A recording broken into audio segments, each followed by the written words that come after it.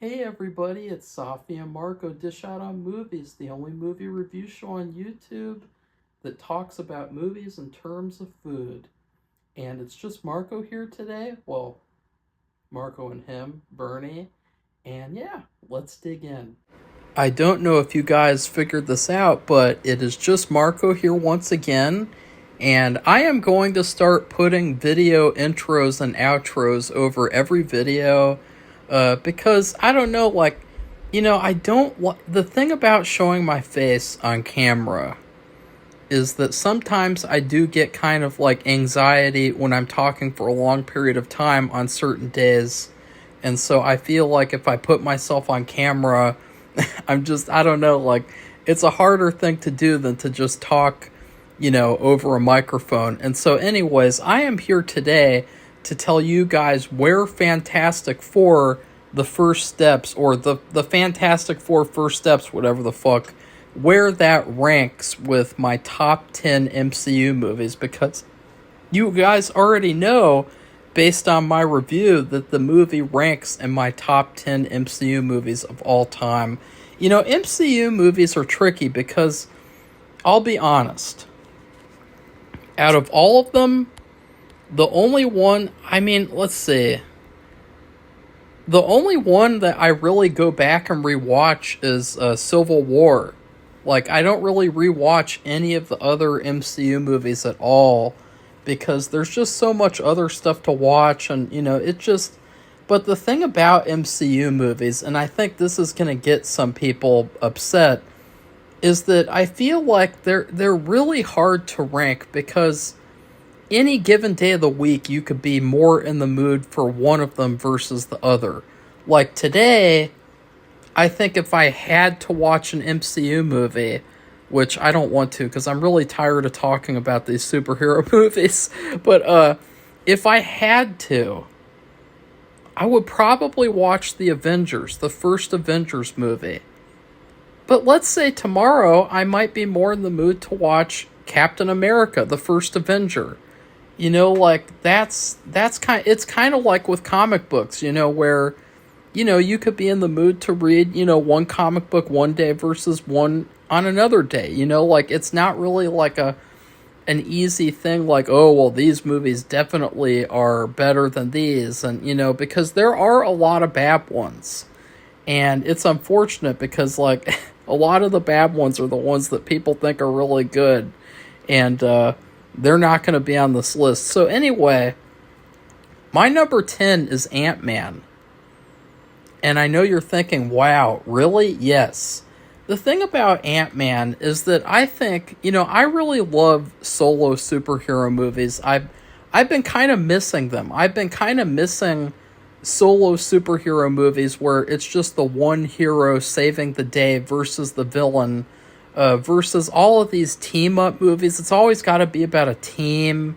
This year, we have not had one single solo superhero movie. Superman was not a solo superhero movie. It was a team-up movie, because every single fucking fight, Superman had to team up with someone or his dog.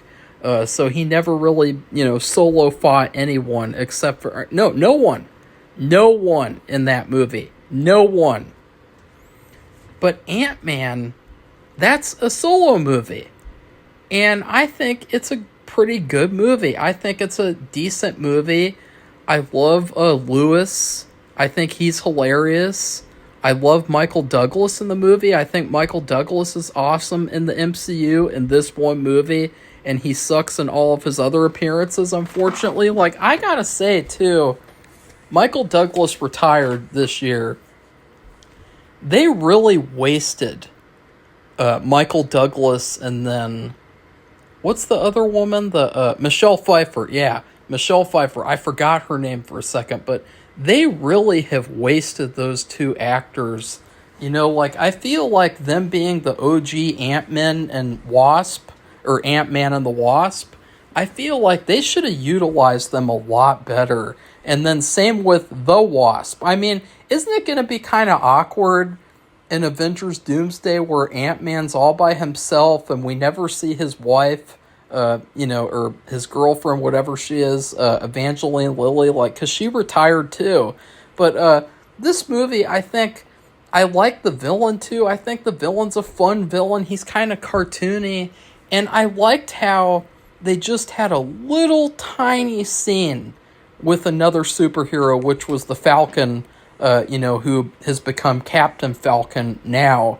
And I think that was such a better thing to do. Like, instead of, like, crowding the entire movie with other heroes, just give one little tiny 5-minute scene to one of the side heroes. And that's a way to feel like this is a solo movie, but still there's other heroes in the universe. And so I think this movie, it was one of the better, like, later origin stories. Because we haven't really had an origin story in a while now. Like, they're kind of moving away from that, which is kind of weird because, origin stories is how you create, like, emotional connection to the characters, like Fantastic Four, the Thing, his whole story, like, that's how you connect to his character, is that whole tragedy that he goes through and that you go through with him.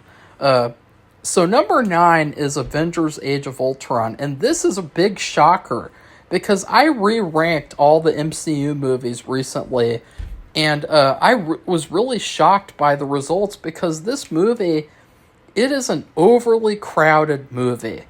When I saw it in theaters with Safi, I did not like it. I didn't like how Ultron was funny and goofy. I didn't like how they killed off Quicksilver in his first movie and they made it like a joke. And I thought that it was a very loud movie. It was so loud. It was like it might have just been the theater. They put the volume at like max volume. It was really, really hard to watch, especially the finale. But looking back, wow, this movie has a lot of great stuff in it. I mean, I like that they introduced Claw, the Black Panther villain, and they don't kill him off. I think that was a nice thing of them to do. Because for some reason they killed off Black Panther's arch nemesis in his first movie. And that's been a big problem with the MCU. And even with Ultron. Ultron is actually a pretty cool villain. I like the fact that they modeled him after Tony Stark. I mean, they did a different thing. It's a different take. And I think it actually works looking back. But it really feels like the MCU as a whole, like they waste all their villains. Like it is good to have stakes. It is good to kill people off. But for them to just waste a villain like that, I think it's really bit them in the ass. Because, they really only have like a handful of great villains. And, it usually the better villains are the ones who stuck around. Like Loki, he is the best villain of the MCU. And he is like a hero now. So it's like, how is the current hero of the MCU, how is he the best villain of the entire universe? I mean, that's just really embarrassing. So, but this movie, I think that this is back when the MCU was more serious. It was back when, it felt like the movies were being handled by mature adults. And Joss Whedon, I don't know why he has some sort of controversy, but he is a fantastic director, and he knows how to do finales. And there's so many little cool things in this movie. The moment where Hawkeye gives the speech to Scarlet Witch, the party that they have where they're all competing to pick up Thor's hammer. I mean, this movie has so many great moments that it actually feels like I wish someone would do like a fan cut where they just cut out all the stupid little teasers, like, okay, here's the Thor 3 teaser, here's the Captain America, whatever teaser. Like, I wish that someone would go in there and just cut all of those moments out, and then let's see how the movie is. Okay, number 8 is Doctor Strange. This is another origin story. And this one's actually pretty badass. I was really shocked at how good this movie was. I would say my only issue with it was the casting of Chiwetel Ejiofor as Baron Mordo. He was trash. But This movie was actually, it was a great action movie. It was a great origin. I think that the villain was pretty good. You got Mads Mikkelsen. He should have been Doctor Doom, but that's another story for another day. And but this movie, it really did a good job at bringing magic into the MCU. I was really shocked at how good this was. And this is actually one of the more rewatchable, superhero movies that Marvel has made. It's the MCU movies. I mean, that's a stupid. I was like, the superhero movies that Marvel made, the Marvel movies, the MCU movies. But anyways, number 7 is Thunderbolts. Now, this movie, it's really sad because I had it higher, way higher. But the director of the movie, he recently made a comment, and it has completely ruined the movie for me. This is a movie that I think it's so good, it doesn't even have to be a Marvel movie to be good. This is a great movie all by itself. It tackles these, real personal problems. It's a personal movie. It doesn't feel like it's just, a stupid CGI spectacle. There's no big, stupid CGI boss battle. It's a very personal, intimate movie. The action's pretty damn good. The characters are all great. They have a great team dynamic. They're the underdogs. And, when you think about it, this is an Avengers movie on a very small scale. And, but I love it. I love every single thing about this movie. However, there's one big problem. And that is, the director has said that Sentry, a.k.a. Bob, a.k.a. The Void, him and Yelena are not romantically involved. Officially. And that, my friends, is a deal breaker. Because I'm sick and tired of modern movies taking out romance because Gen Z finds romance and sex uncomfortable. I'm sick to hell of it. These two actors have perfect chemistry. These characters, you could see that it was a love story. You could see that. It wasn't a stupid friendship. It was a love story. You could tell that. It was obvious. It was not just like, oh, we're friends. Like, it was a love story. And so the fact that the director, he's like, no, they're just friends. It's like, fuck you. Like, I mean, it's bad enough that Yelena is not really like a real Black Widow. Like, she doesn't use sexuality to kill people, to get information like a real female spy would. She's a different kind of spy. She's a cleanup crew spy, conveniently. But that's bad enough because that's not the character. That's not Black Widow. They won't let Black Widow be Black Widow anymore. But it's worse that, like, this was an opportunity for a good romance. Like, people want romance. People love romance. What did people say about Superman? They said they loved the relationship between Superman and Lois. They loved their chemistry. They loved how much chemistry they had and how, they were really great together on screen. And, so the director, he really sabotaged this movie. But as it is, I still love it a little bit less. And probably it is going to go down further and further and further as time goes on. Because if they're not romantically together, then there's not really a point to this movie. It's just kind of like a big fuck you. Honestly, I love... I think Lewis Pullman, I love the actor. I think he's a great character, but to have these two characters who are so obviously they should be together in a relationship and they're not is really, really, really trash and shitty. It's insulting, and it just makes it feel like, they're restraining things. Oh, we can't do this, we can't do that. And it's shitty. It's hard to watch. Okay, number 6 is The Fantastic Four: First Steps. Now, I will say the title of this movie is stupid. The First Steps thing, that was weird. I don't think it needed that subtitle, by the way. But this movie, It was the best DC movie of 2025 because of one thing. They took this movie 100% seriously.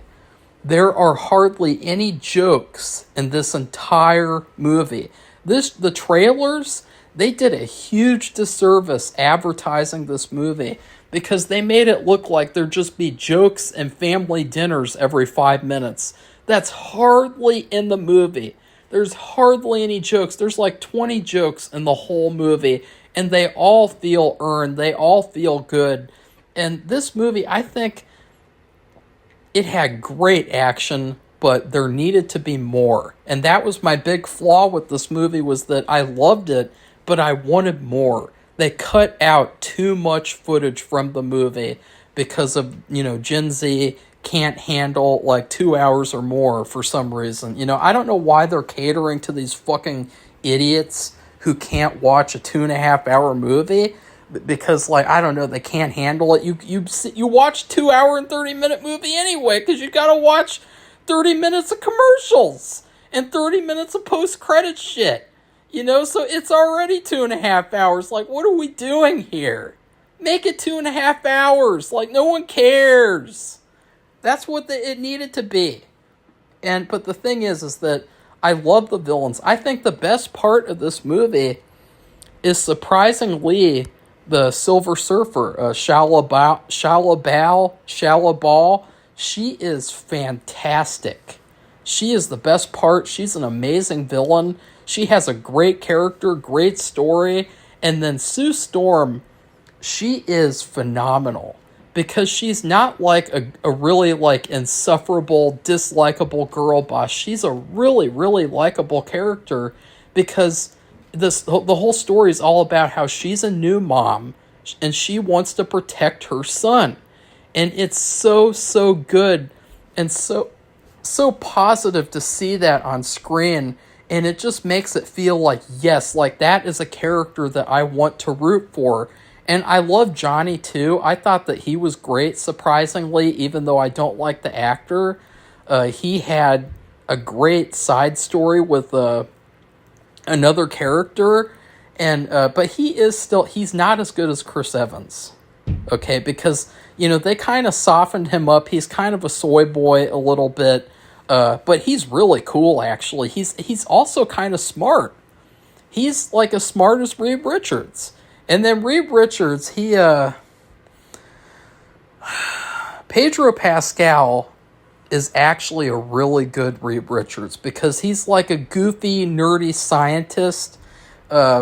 He's not very social. He's not a good father. He's very awkward. He's a goof. But as Mr. Fantastic, he does not do a good job at playing a strong, masculine character. And I feel maybe it's just because footage got cut out, but I feel Marvel did not let him be that strong male lead that he needed to be, that leader of the team. He never feels like he's the leader of the team. And then the Thing, he hardly has anything in this movie, and so when you compare it to the 2000s movie, that's where this movie really falls short, but still, I loved every second of this movie. I'm going to see it again. I think that this movie is going to age better and better, potentially. Because, to be honest, after seeing this movie, I would much rather see a sequel to this than watch Doomsday, than watch anything else. I would just rather stay in Earth 828 with the Fantastic Four and watch their stories. I want more. I want more of this universe. I want more of these characters. And I want Pedro Pascal to prove me wrong because, he should have been John Krasinski, but now that's over. That's water under the bridge. They ruined that. They screwed that up. But, make this guy good. Make him a great leader. I think that they can do it because I think Pedro Pascal is a great actor. Yeah. So anyways, number 5 is Iron Man. This movie is the perfect origin story of the MCU. It is the first ever origin story. And I think the thing that's great about this movie is that it all centers around this one story. It's just a single story about Tony Stark going from this, piece of shit, like, guy who just kills people, like, he's this big billionaire, playboy piece of shit, going from that to actually becoming a hero and becoming someone who helps people. And he's really entertaining to watch. It's a fast-paced movie. It's a great summer movie. And it was really an inspiring movie. When I first saw this movie, I was really inspired. And that hardly happens when I watch superhero movies anymore. I never really feel inspired anymore.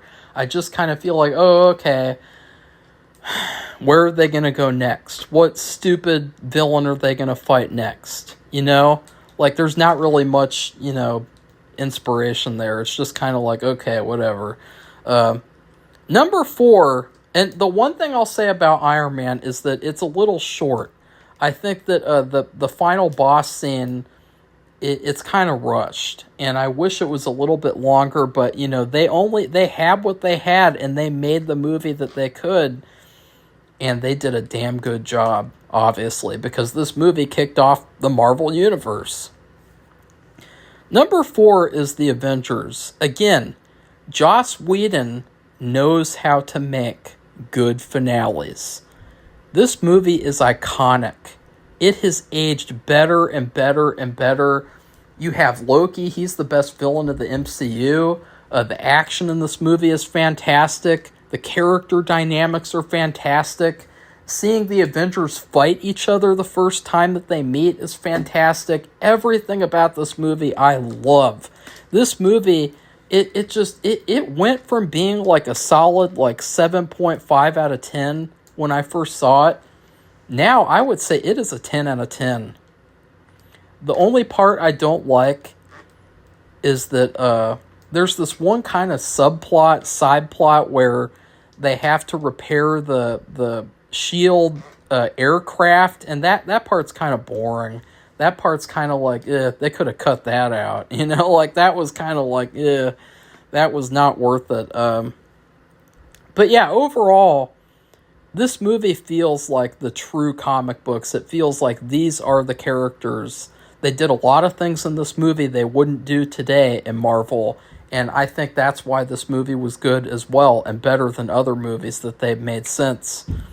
Number 3 is Civil War, Captain America. This is the most rewatchable movie of the MCU. It has, I would say, probably the best action out of all the MCU movies. Great performances, and it just feels like, watching a bunch of action figures fight each other in the best possible way. I will also say this is the best Black Panther has ever been on film in this movie. He was badass. He was awesome. He was cool. The one thing I would say about this movie that I don't like, though, is that I think that the comic book is way better. The Civil War comic is one of the few comic books that I've ever read, and it just feels like it was a little bit more emotionally complex. It was a little bit more mature. This movie kind of felt like, the Russos, they're kind of like giant teenagers. And, they're not really like mature adults like Joss Whedon. And so their writing really isn't as poignant, I should say, as if Joss Whedon wrote and directed Civil War. So that's my big issue. But still, I mean, it's the 3rd best MCU movie, so what the fuck am I talking about? Issues. Number 2 is Captain America, the Winter Soldier. This is how you should be making solo superhero movies. James Gunn. This is a movie where Captain America shines. It is a character movie about Captain America. It's badass. It's a character story, where you get to see his character to develop. You get to see things that you've never seen Captain America do on screen before. They made him interesting as a character. They made him a lot more interesting. And they made him so awesome. And the whole story that he goes through, the conspiracy angle, the Winter Soldier is actually a great villain. And Black Widow, hey, she was kind of Black Widow in this movie, you know, a lot more than she became in later movies where she's basically just woman with a gun, you know, not really the Black Widow in the comics.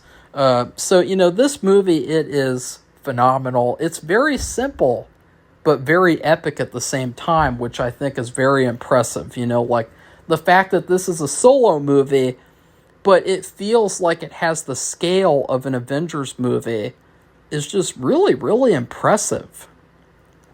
Number one is Guardians of the Galaxy 2. You know, I love space adventures. I love Star Wars before it was sold to Disney. This movie is like a big Star Wars movie, and it is such a fun time. I don't think that the comedy is too overdone. There are some jokes that I thought were stupid, like the Yarrow root joke with Nebula. That was stupid as hell. But this movie had a lot of heart. It had a lot of good action. It had a lot of good music. Unlike other Guardians of the Galaxy movies, both of the other ones didn't really have as good music as this. I think.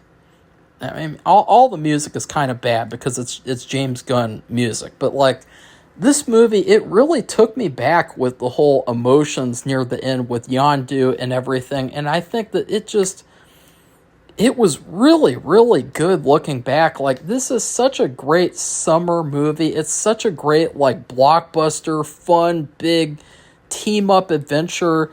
I think that people are a little too hard on this movie. The only thing that I don't like is Drax, the Destroyer. Because from what I understand, he's a lot more badass in the comics. And in this movie, he's just kind of a joke. All he does is go, look at my nipples, and you know, he was just a complete trash character compared to what he supposedly really is in the comics. And so for that alone, I did not like that element of the movie. But other than that, for some reason, this one, it just stands out amongst all the other ones because it has that emotion. It has that heart. And I think that Fantastic Four, that's one of the reasons why it's going to age very well, is because they have romance and they had a lot of human emotion that I think is going to age really well and connect with people over time and compared to other movies. So that is how I would rank the Fantastic Four in all of the MCU movies. So, now to the pre-recorded outro. See you soon, guys, for, I think Annie Hall is what I'll be reviewing next. So, yeah. If you enjoyed our review, please give us a like, leave a comment, and please subscribe to our channel if you want to see more honest, delicious takes. Goodbye, everybody. See you soon. And Bernie, you can... Okay. I want to go have a snack. Okay. Bye.